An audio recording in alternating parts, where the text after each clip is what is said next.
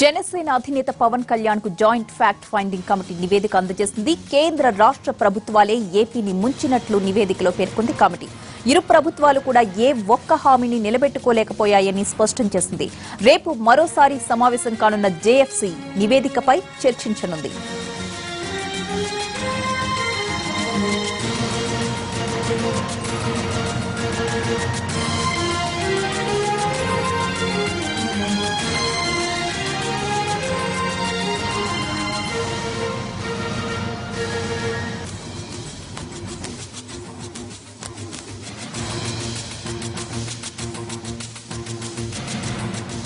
జనసేన అధినేత పవన్ కళ్యాణ్ కు joint fact finding committee నివేదిక అందజేసింది.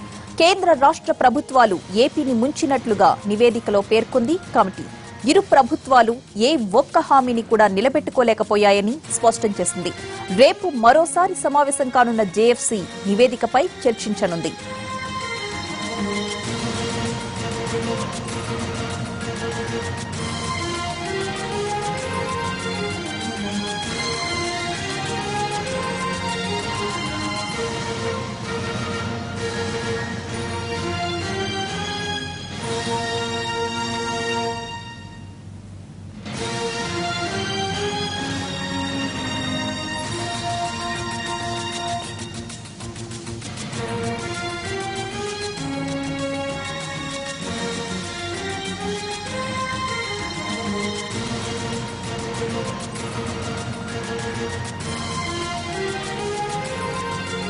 జనసేన అధినేత పవన్ కళ్యాణ్ కు జేఎఫ్సీ నివేదిక అందించింది.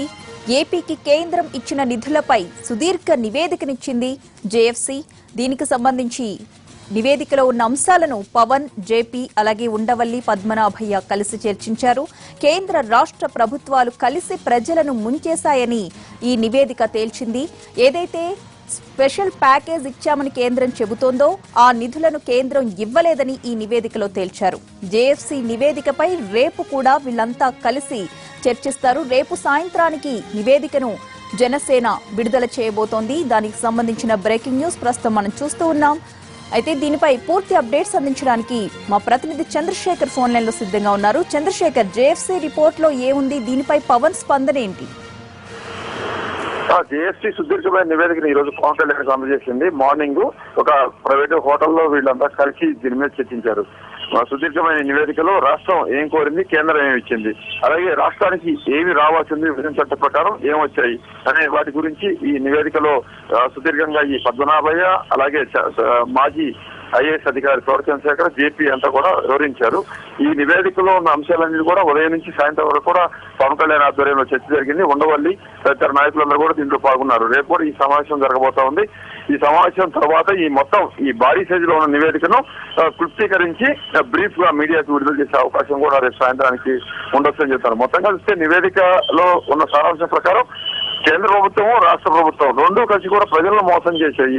ఒక పక్క ప్రత్యేక హోదా ఇవ్వాలని విభజన చట్టం పేర్కొన్నప్పటికీ కూడా ప్రధాని హోదాలో మన్మోహన్ సింగ్ హామీ ఇచ్చారు కాబట్టి ఆ హామీని కేంద్ర ప్రభుత్వం అమలు చేసి ఉండాల్సింది, అమలులోకి తెచ్చి ఉండాల్సింది. దానికోసం రాష్ట్ర ప్రభుత్వం గట్టిగా పట్టుపట్టి ఉండాల్సింది అనేది నివేదిక పెడుతుంది. అయితే రాష్ట్ర ప్రభుత్వం ప్రత్యేక హోదాకు బదులు ప్రత్యేక ప్యాకేజీని అడిగి రాష్ట్రాన్ని ఇబ్బందులు పాలు చేసింది. ప్రత్యేక హోదా మీదనే కట్టుబడి ఉన్నట్టయితే రాష్ట్ర ప్రభుత్వం, కేంద్రం కూడా తప్పనిసరిగా దాని మీద ఆలోచించాల్సి ఉండేది అనేది. ఎప్పుడైతే ప్రత్యేక హోదా విషయంలో రాష్ట్ర ప్రభుత్వం వెనక్కి తగ్గిందో అప్పటి నుంచి కేంద్ర ప్రభుత్వం ఏపీకి రావాల్సిన అన్ని అంశాలకు సంబంధించిన విషయాల్లో కూడా సీరియస్ గా తీసుకోలేదు, నాన్ సీరియస్ గా ఉంది. ఇవ్వకపోయినా ఏమి కాదన్న ధోరణిలోకి వచ్చింది. అదే ఇప్పుడు మొత్తానికి రాష్ట్రానికి ఇబ్బంది తెచ్చింది, ఇబ్బంది పెట్టింది.